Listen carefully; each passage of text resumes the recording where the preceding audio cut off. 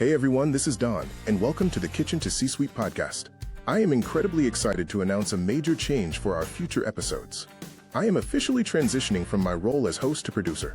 Moving forward, we are bringing in some amazing new weekly hosts who will be doing a deep dive into our topics, bringing you fantastic, high-level podcast discussions every single week. On today's brand new episode, they are diving deep straight into a fascinating topic. No room for the middle, how trading down is reshaping the market. So grab that fresh cup of coffee, your favorite beverage, or maybe a quick snack, and settle in for the next 45 minutes. Here is this week's episode of Kitchen to C-Suite. I want you to picture this. A $12 burger in a paper bag passed to you through a car window while you leave the engine running. Right, the classic drive-thru experience. Exactly. Or for basically the same price, like a $13 burger served on a heavy ceramic plate, brought right to your table by a waiter, in a nice air-conditioned booth where you can actually stretch your legs. Yeah, when you put it like that, it's not even a contest. Right. If you look at that purely as a logic puzzle, just basic consumer math, you should be flocking to the booth. I mean, everyone should be. Absolutely. It's objectively a better experience for almost the exact same amount of money. But today, right now, across the country, those booths are sitting totally empty. And the drive-thrus, they are wrapped around the building. It's totally wild to think about. It really is. The math of the American restaurant is fundamentally broken right now, and it is actively reshaping the entire landscape of how you and I eat. It really is a fascinating contradiction, honestly. You have this situation where the price floor of the industry has risen up so aggressively that it has literally collided with the price ceiling of the middle market. Yeah, just crashed right into it. Exactly. And instead of creating, a renaissance for sit-down dining, it's creating a mass extinction event. What we are witnessing is the total structural collapse of the restaurant industry's middle class. Which is driven by a behavioral shift that most executives completely failed to predict. Totally failed to see it coming, yeah. And that broken math is exactly what we are unpacking in today's deep dive. So we are thrilled you are joining us today. We've got a massive stack of recent financial reports, foot traffic data from across the country, and unfortunately, a staggering number of bankruptcy filings. A lot of them. Too many. And together, they reveal a hidden crisis that goes way beyond just the price of a side of fries. But before we get into the mechanics of this collapse, we really need to acknowledge the partners who make this kind of comprehensive research possible. Absolutely, we couldn't do it without them. Right. So this deep dive into the corporate C-suite is fueled by our sponsors. A special thank you to HRB Universal for providing comprehensive operational resources, and to the Plate and Pour Collective Equity Partner Program for fostering shared success and equitable growth in the food and beverage sector. Great organizations doing really important work. They really are. You can visit hrbuni.com to connect with them and see what they are building. So our core mission today is to explore a phenomenon known in the industry as trading down. We are going to dissect the mechanics of why soaring fast food prices are actually crushing casual sit-down restaurants rather than bailing them out. Which seems so counterintuitive. It really does. And we are also going to look at what it structurally takes to survive in what economists are calling a barbell economy. A barbell economy, meaning like a landscape where only the extreme top and the extreme bottom are winning. Exactly. The top and the bottom win, and the middle is just a void. Okay, let's unpack this, because if I'm a casual dining executive, right? Yeah. And I'm sitting in a boardroom in, say, 2023 or 2024, watching fast food prices climb, I'm probably popping champagne. Oh, for sure. You'd think it was great news. Right. I'm looking at that narrowing price gap and thinking, well, finally, the drive-thru is so expensive that everyone is going to come back to my dining room. Tell me why that celebration was entirely premature. Like, why did that logic fail so spectacularly? Well, to understand why it failed, you really have to look at the historical ecosystem of American dining. Okay. For decades, the industry operated on a very clear binary divide. On one side, you had quick service restaurants or QSRs, your McDonald's, your Wendy's, Taco Bell. The drive-thru spots. Right. They offered speed, convenience, and a highly engineered low-cost product. On the other side, you had casual dining, your Chili's, Applebee's, TGI Fridays. So you actually go in and sit down. Exactly. They offered hospitality, a lively atmosphere, an extensive menu, and maybe a $60 check for a family of 4. They occupied completely separate lanes in the consumer's mind. I see. You never really confused the utility of a drive-thru with the experience of a Friday night sit-down dinner. Yeah, they were entirely different occasions. Right. They were different tools for different jobs. Like, you don't use a hammer to drive a screw. Exactly. But then We introduced the catalyst, which was unprecedented, sustained inflation. I mean, since 2019, fast food prices have skyrocketed by more than 36%. Wow, 36%. Yeah. That is not a standard incremental menu price increase that a consumer can just, you know, absorb without noticing. That is a systemic shock. Definitely. And the collision we are talking about happens right at the cash register.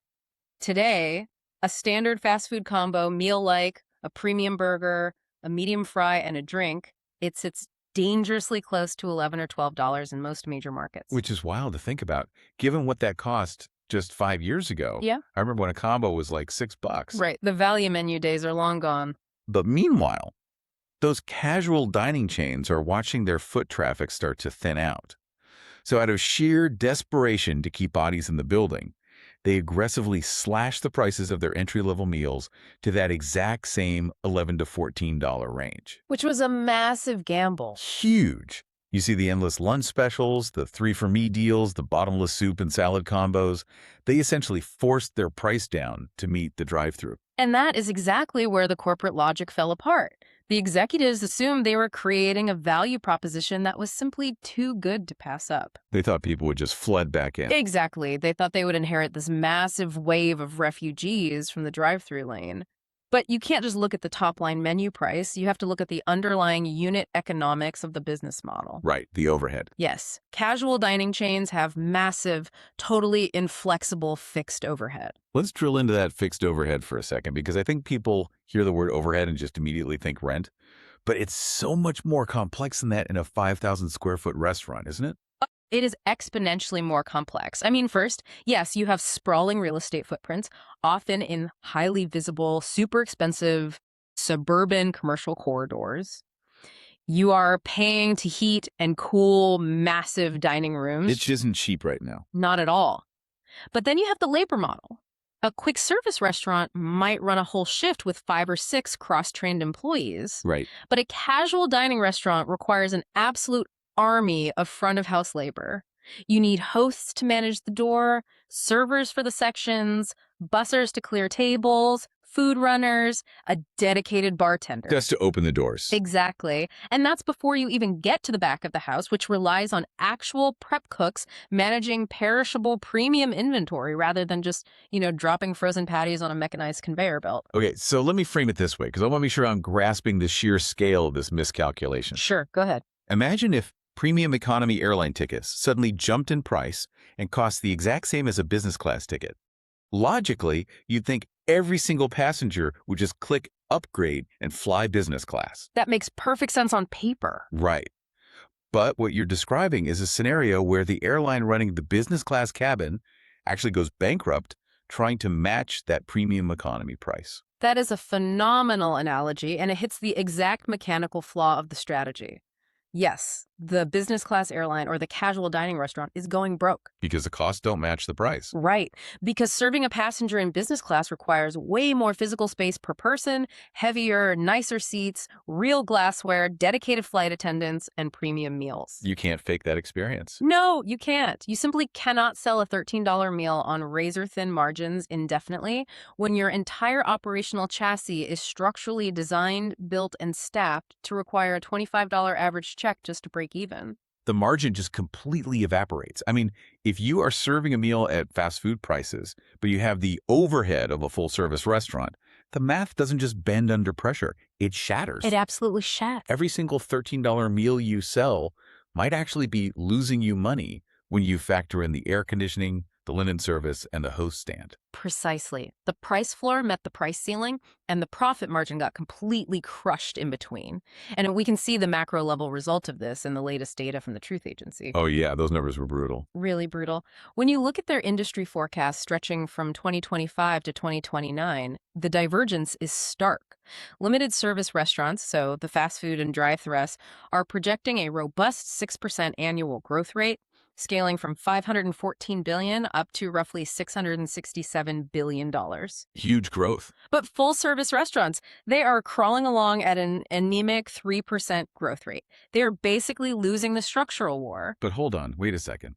Even if the profit margin is terrible for the restaurant, from the consumer's perspective, it's still a great deal. It is a great deal. Right. So if the prices are nearly identical and the consumer is getting a business class experience for a premium economy price, why aren't people choosing the nicer sit-down option? That's the big mystery. If I can spend $12 in my car or $13 in a comfortable booth, why is the booth empty? You'd think the restaurant might go broke, sure, but it should be absolutely packed while it happens. And that is the multi-billion-dollar question right there. If the value equation is so heavily tilted in favor of the consumer, why aren't they walking through the doors? Exactly. It comes down to a massive fundamental shift in consumer behavior driven by macroeconomics.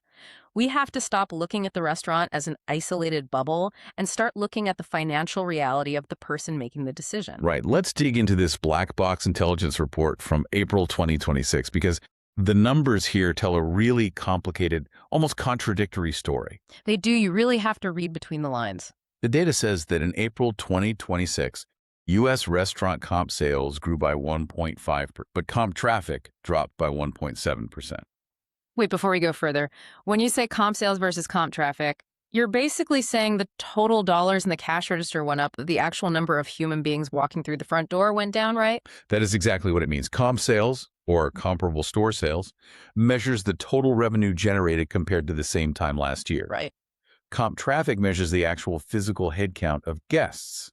So when sales are positive but traffic is negative, it means the operator is solely relying on menu price increases to stay afloat. Just squeezing the people who do show up. Exactly. They are charging a shrinking pool of customers more money just to tread water. Which feels like a completely unsustainable strategy. I mean, you can only squeeze your remaining loyal customers so hard before they, too, decide it's just not worth it anymore. It is a death sentence in slow motion. Because what we are seeing in this divergence between sales and traffic is the manifestation of the K-shaped consumer economy. Okay, the K-shaped recovery, meaning if you trace the shape of the letter K, the top line diverges and goes sharply upward for the wealthy, and the bottom line drops sharply downward for the middle and working class. Exactly. The economy is splitting, and that split creates what we call the trading down migration matrix in the restaurant industry. The migration matrix. Yeah, it is a double-sided vice grip on the middle market. Let's look at the middle-income diners first. Historically, these were the reliable bread-and-butter backbone of casual dining. The people going out for a nice Friday dinner. Right. But today, they are looking at their household budgets. They are feeling the cumulative pinch of inflation across housing, groceries, and insurance. Everything is up. Everything. And they are consciously deciding to leave sit-down restaurants. They are trading down into fast casual or quick service just to conserve cash. Okay, so the middle leaves the middle to go to the bottom. But in a normal economic cycle, doesn't the bottom move up? Like, if wages are theoretically rising, shouldn't a new cohort of diners graduate into the middle? In a healthy economy, yes, absolutely. But that is the fatal blow in a K-shaped reality. Lower-income diners, who traditionally relied on fast food for an affordable treat or a convenient meal between shifts, well, they're being priced out of the restaurant ecosystem entirely. Because it's $12 now. Right. A $12 combo meal is simply no longer viable for them. So they are leaving quick service and going straight to the grocery store to cook at home. Wow. So if you are a casual dining operator, you are losing your core demographic from the top because they are downgrading to the drive-thru, and absolutely no one is upgrading from the bottom to replace them because they've been pushed into their own kitchens. It's an empty room. It is a total demographic vacuum. But wait, you mentioned the K-shaped economy, and usually that implies the top arm of the wealthy, insulated demographic is perfectly fine and continuing to spend without a care in the world. That's the usual assumption. But the black box data revealed a massive disruption at the high end of the market too, didn't it? It did, and it caught a lot of people off guard. Because fine dining, the segment that usually caters to the recession-proof demographic, the people dropping $300 on a Tuesday, was actually the worst performing segment in the entire industry in April 2026. That blew my mind. They experienced 2 consecutive months of severe accelerating decline. Why are the wealthy pulling back? Well, because economic anxiety is entirely relative. The wealthy might not be worried about paying their electric bill, but they are reacting to localized, high-end economic shocks. Like what? Think back to early 2026. We saw massive white-collar tech layoffs. Well over 100,000 highly compensated jobs evaporated in just the first few months of the year. Right. And even if you didn't lose your job, seeing 100,000 of your peers get laid off makes you instantly protective of your own portfolio. You start feeling a lot less wealthy, even if your actual salary hasn't changed. Exactly. It's a psychological pullback. And on top of individual anxiety, you have severe corporate tightening. Businesses looked at their balance sheets and aggressively cut back on corporate travel, client entertainment, and expense account dinners. Oh, the expense account. Yeah, those massive, sprawling steakhouse dinners paid for by a corporate Amex card, they suddenly dried up. Now, those wealthy, highly compensated diners didn't stop eating out entirely. They didn't start cooking at home. So where did they go? They traded down, they moved their premium dining occasions out of fine dining and into upscale casual. Which perfectly explains why upscale casual, like your slightly more refined bistros, your polished independent restaurants, became the top performing segment in the industry. Bingo. This is the barbell economy in full magnificent action. The top end of the middle is doing great because the wealthy downgraded into it, and the absolute bottom end, QSR, is surviving because the middle class downgraded into it. And the traditional middle is just a ghost town. That is the migration matrix mapped out perfectly. And if we connect this to the bigger geographical picture, the regional data in this crisis is just as telling as the demographics. Yeah, let's look at that. The black box regional performance numbers make this abstract economic theory incredibly concrete. Let's look at the Southeast, for example. Yeah, the black box report flagged the Southeast as suffering a sustained, brutal 3-month downturn. They were the absolute bottom performer in the nation. And if we look at the mechanics of why, it aligns perfectly with that K-shaped squeeze. Because the Southeast contains several states with the lowest average household income levels in the nation. Right. When you have a consumer base that is already operating on incredibly thin discretionary margins, and you combine high baseline inflation with skyrocketing gas prices, that consumer doesn't just trim their spending, they are completely tapped out. Just nothing left over. Exactly. Black Box has noted for years that restaurant traffic historically plummets the moment national average gas prices cross the $3.50 a gallon threshold. I mean, think about your own budget this past spring if you're listening to this. When it cost you $70 or $80 just to fill up your tank to get back and forth to work, did you skip your usual Friday night sit-down dinner? Most people did. Multiply that very rational decision by 50 million households, and you have the catastrophic data we're looking at right here. The report said gas broke $3.50 in March, stayed above $4, and for most of April, it was sitting at a punishing $4.25 a gallon. And it kept going up. Yeah, in mid-May, it spiked to $4.63. So if you are a lower income or even a median income worker in the Southeast, you literally cannot afford the fuel to drive across town to a casual dining restaurant, let alone pay for the meal itself. It's just off the table. Gas prices act as an outsized regressive tax on the exact demographic that casual dining relies on. They have to curb all discretionary spending just to afford the everyday essentials required to survive. But this data also threw a massive curveball that I want you to explain. Because if the Southeast is drowning under the weight of gas prices, the report shows that Texas was the top performing region in the country. Yeah, on paper. They claimed the absolute #1 spot in same-store sales growth.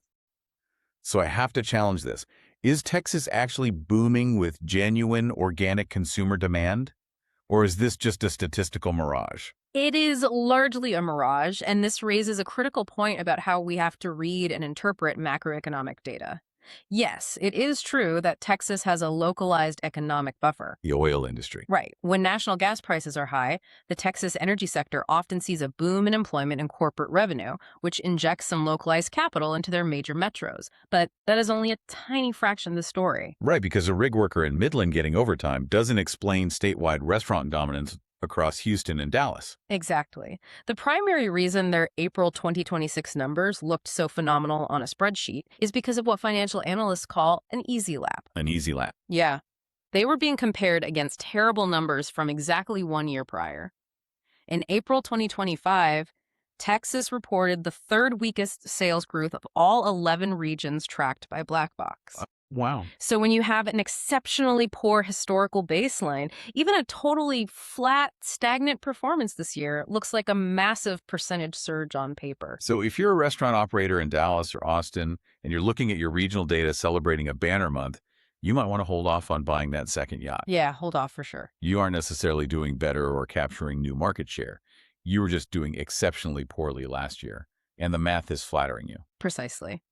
The broader Texas consumer base, outside of that specific energy sector bubble, is still fighting the exact same high-cost headwinds, the same housing inflation, and the same squeeze margins as the rest of the country. Okay, so the economic squeeze, the gas prices, the inflation, the K-shaped recovery, that clearly explains who is leaving the casual dining room. Right. But if the middle-class customer is gone, and the prices between sit-down and drive-thru are nearly identical, there has to be something else keeping the remaining customers away. There is. I think there is a deeper psychological friction that explains why they aren't coming back.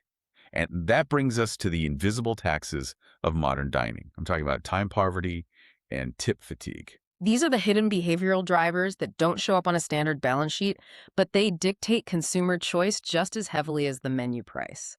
Let's start by looking at time poverty. Okay. Even if a sit-down meal costs the exact same $13 as a drive-thru meal, the modern consumer evaluates the cost of that transaction using a completely different currency: their time. This is the 60-minute meal versus the 5-minute drive-thru. Exactly. Think about the logistics of a Tuesday night. If I'm on my lunch break, or if I'm dragging 2 kids home from soccer practice at 6:30 p.m., I don't just care about my bank account, right?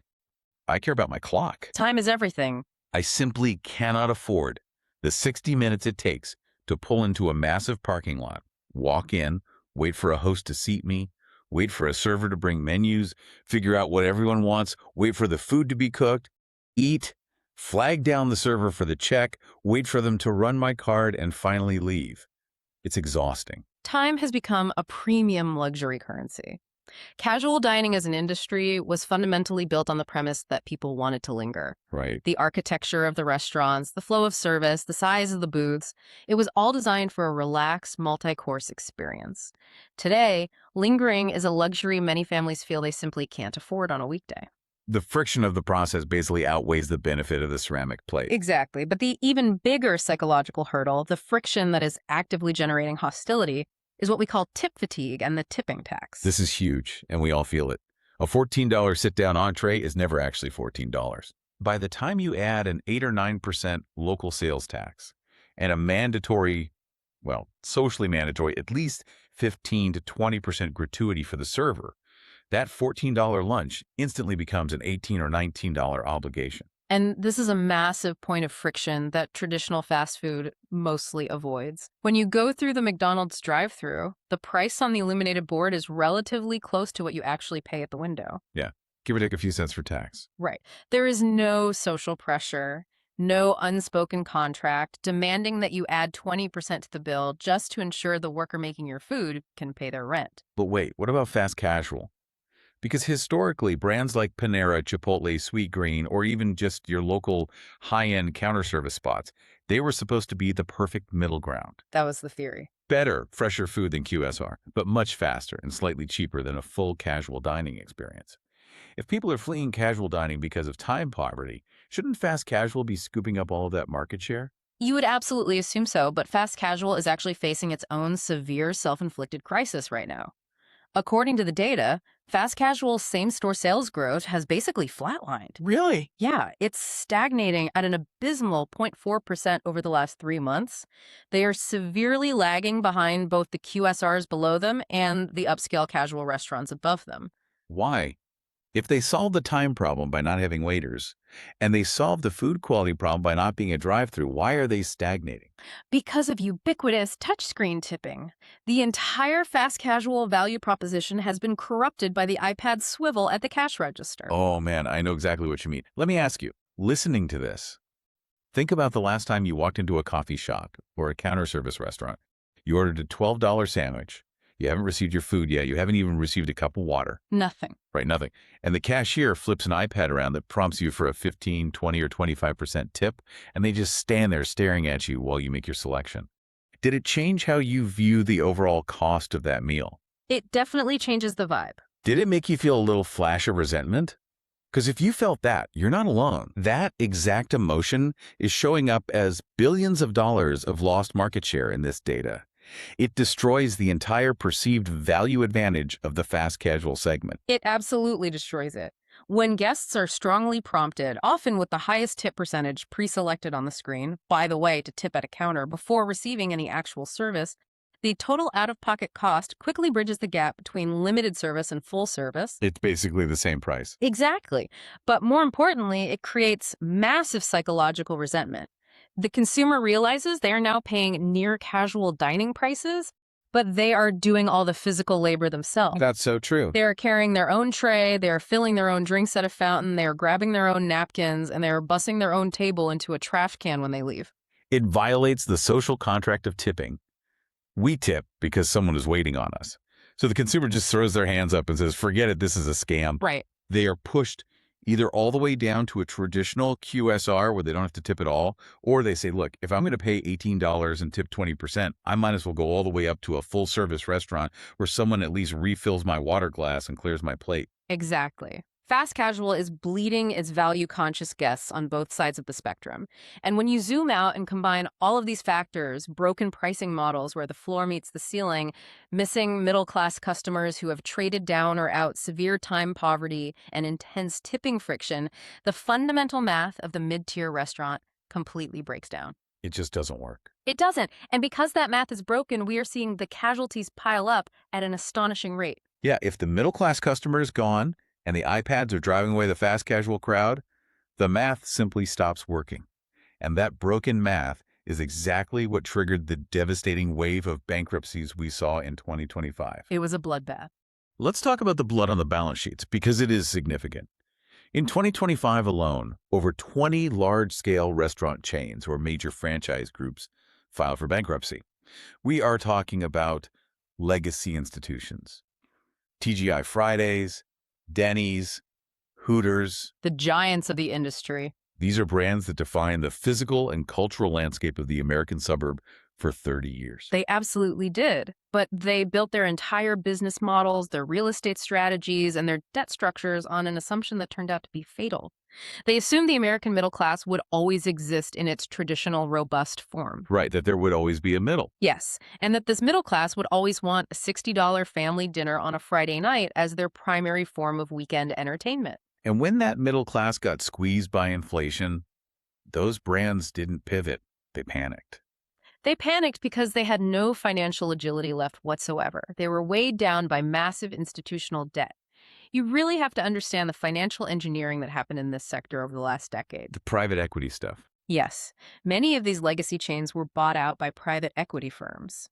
To generate short-term cash returns, these firms executed what are called sale-leaseback agreements. How does that work? The restaurant chain sells the prime real estate they own, the actual dirt and the building, to an outside investor, and then agrees to lease it back at exorbitant, escalating rates. It's basically a corporate payday loan.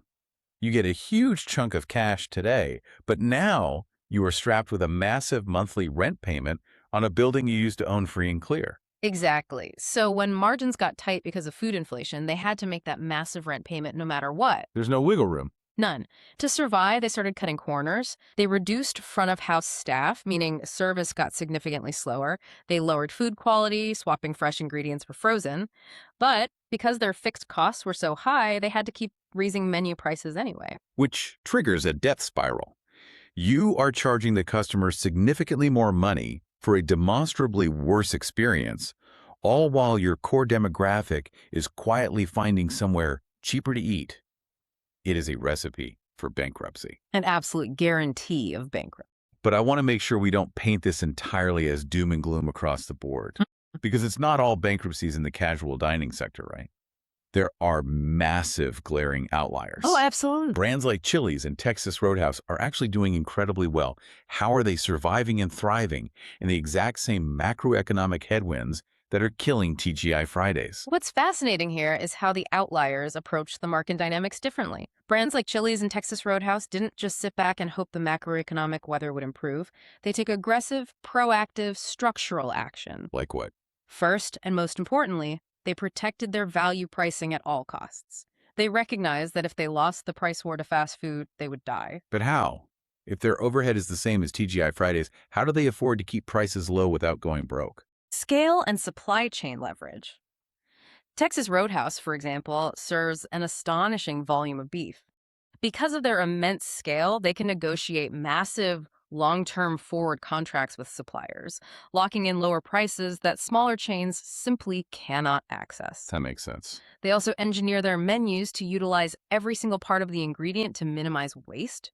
They use that back-end efficiency to keep their entry-level prices undeniably competitive with the drive-thru. Right. Chili's has their 3 for Me menu, a drink, an appetizer, and a burger for around $11, and they defend that price point fiercely, even if it means taking a hit on margin, because it keeps the building full. Exactly. But they also weaponize their marketing in a way legacy brands didn't. They have massive digital marketing budgets that rival the biggest fast food chains. They leaned directly into the cultural conversation on social media. They didn't just offer a cheap burger, they made it culturally relevant to Gen Z and millennials on TikTok.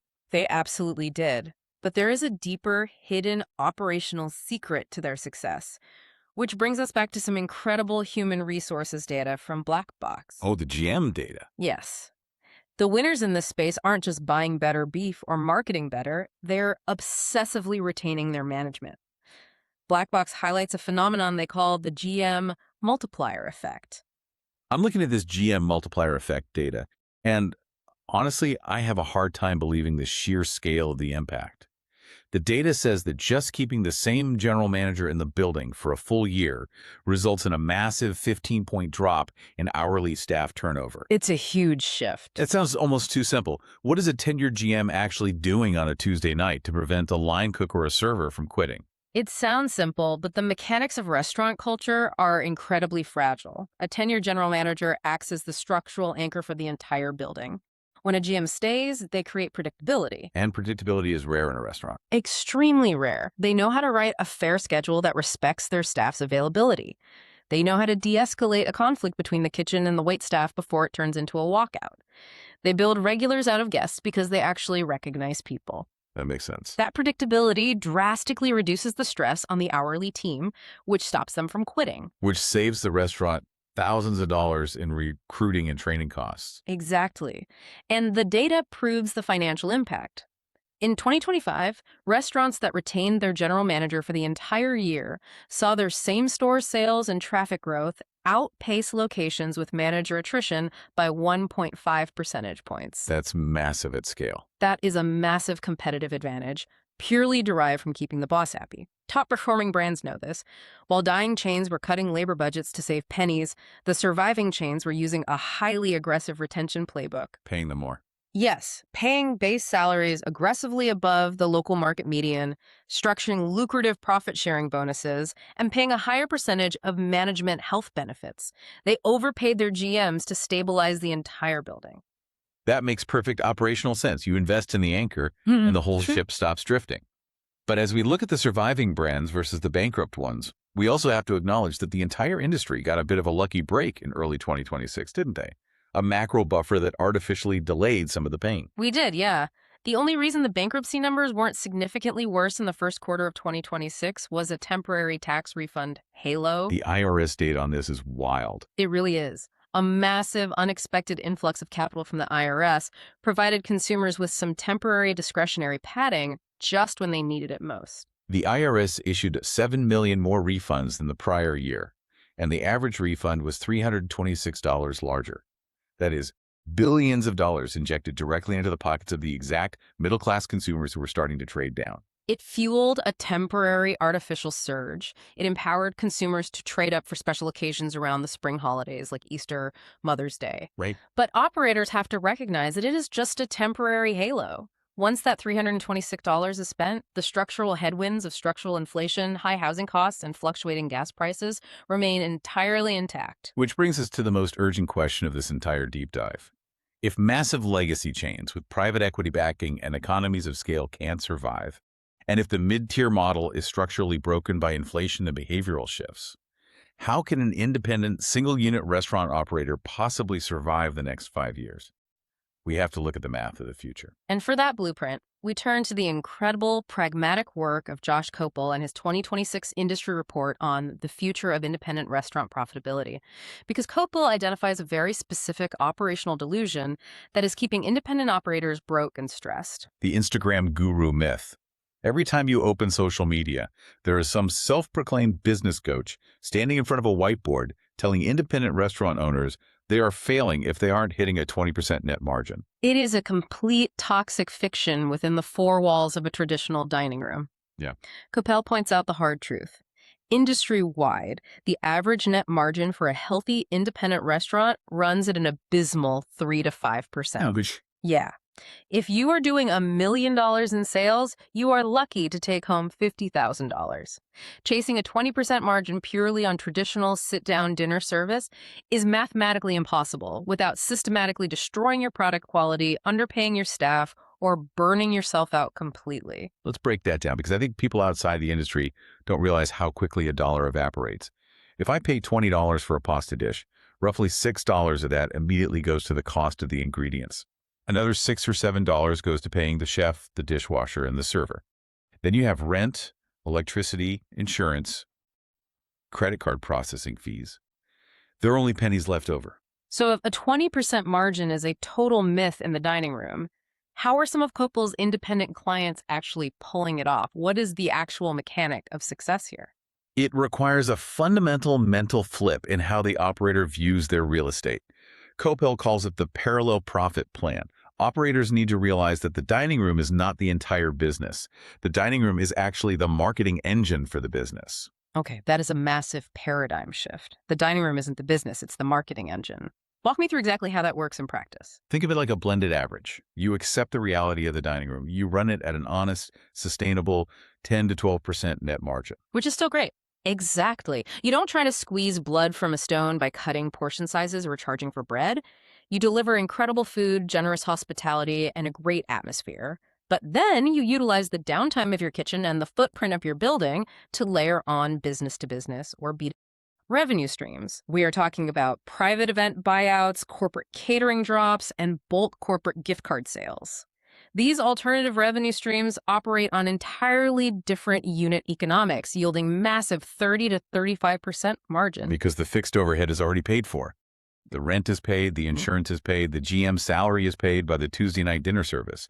So if you use the kitchen on a Wednesday morning to prep a $2,000 catering order for a local law firm, almost all of that revenue flows straight to the bottom line, minus just the food cost and the hourly labor to prep it. It's almost pure incremental profit. Exactly. You are blending your margins to reach the goal. A 12% dining room plus a 35% catering arm blends out to that holy grail at a 20% overall bottom line. But the genius of the strategy is how the two arms feed each other. The synergy. Right. Every single guest who eats a phenomenal meal in your dining room is a walking, chewing audition for a $5,000 corporate catering account or a holiday party buyout. It's almost like the retail strategy of a loss leader, but for restaurants.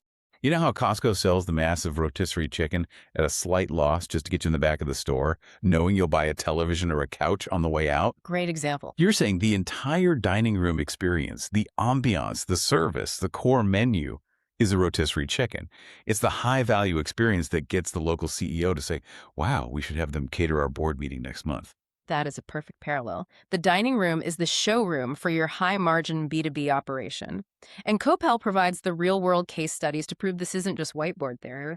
He highlights a single-unit pizzeria in South Texas doing $1.4 million a year in revenue, taking home an 18% net margin. And here's the kicker. Their dining room is only open 4 days a week. How is that mathematically possible? You can't pay commercial rent operating 4 days a week. Because their catering arm does 7 figures annually at a 35% margin. They use the kitchen during the closed days and off hours to fulfill massive, highly predictable catering orders. That is brilliant. It requires no additional working hours for their core dinner staff, no additional wear and tear on the dining room. They aren't sitting around hoping it doesn't rain on a Friday night so people come eat pizza. Yeah. They already locked in a massive catering order on Tuesday. And it's not just catering. Coppell talks about the power of structured bulk gift card campaigns. Holiday gift card numbers are staggering when executed correctly. He cites a client in Vermont pulling in $20,000 in gift card sales on Black Friday alone. Just on Black Friday. Yep. And a South Carolina coffee shop doing over $72,000 in gift cards across a single year. These aren't massive franchise operations with national ad budgets. These are single-unit independents leveraging their community footprint to generate immediate, high-margin cash flow. And the beautiful thing about gift cards from a cash flow perspective is that you get the money in November, but the customer might not actually come eat the food until February, which is historically the slowest, most painful month for a restaurant's cash flow. Yeah. It smooths out the entire year. If we synthesize all of this and connect it to the bigger picture, the absolute key takeaway for the industry is this. The future of the restaurant business isn't about building bigger restaurants. It isn't about expanding your real estate footprint or opening location number 2 or 3 just to boost top-line vanity metrics. It is about building more efficient, diversified businesses within the 4 walls you already control. Maximize what you have. The independent operators who survive the collapse of the middle market will be the ones who aggressively diversify their revenue streams and stop relying solely on the increasingly rare, hyper-competitive Tuesday night dinner rush to pay their rent. So we've covered massive ground today. We've mapped out the macroeconomic trap where the price floor met the ceiling. We've dissected the psychological barriers of time poverty and iPad tipping fatigue. A lot of interconnected issues. Very much so. We've analyzed the financial engineering that led to the bankruptcy of the legacy chains, and we've laid out the parallel profit blueprint for independent survival. But as we wrap up this deep dive, I want to pull the lens way back. Because the data we are talking about here, the foot traffic, the profit margins, the bankruptcies, this isn't just a story about corporate balance sheets. No, it is a story that has profound visible implications for the very fabric of our communities. I want to leave you with a final thought to mull over, something outside the scope of a standard P&L statement. Yeah, please do. We've spent a lot of time today talking about legacy casual dining chains abandoning massive real estate footprints across American suburbs. Think about the TGI Fridays, the Denny's, the regional steakhouses that are locking their doors.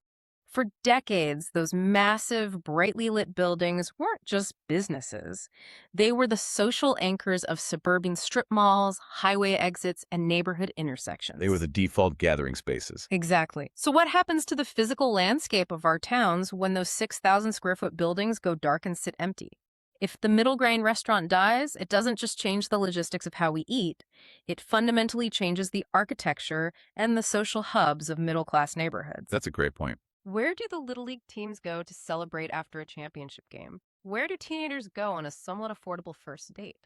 The death of casual dining leaves a massive physical and social void in our communities that a highly efficient, drive-thru only window simply cannot fill. That is a haunting and entirely accurate thought to end on. The architecture of our social lives is shifting just as fast as the underlying economics. The spaces where we used to gather as a community are being hollowed out by inflation and margin pressure. It really brings it all back to that initial idea.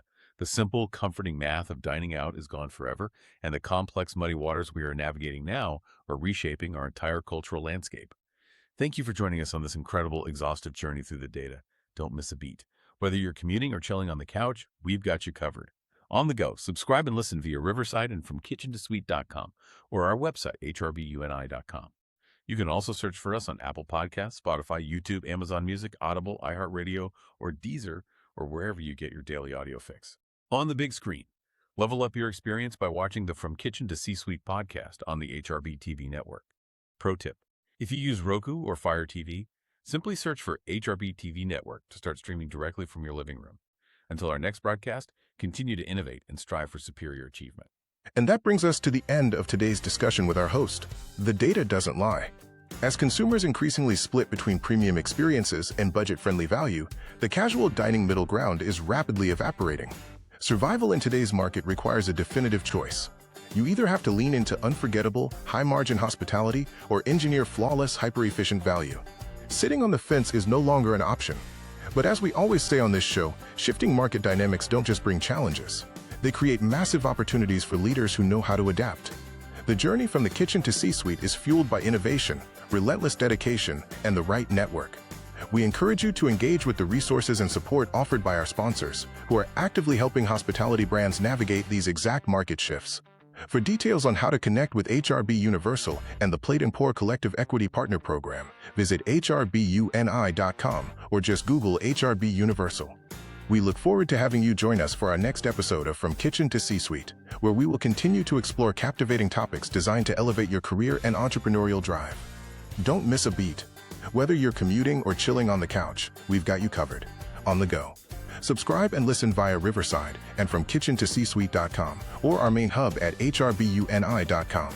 You can also search for From Kitchen to C-Suite on Apple Podcasts, Spotify, YouTube, Amazon Music, Audible, iHeartRadio, and Deezer, or wherever you get your daily audio fix.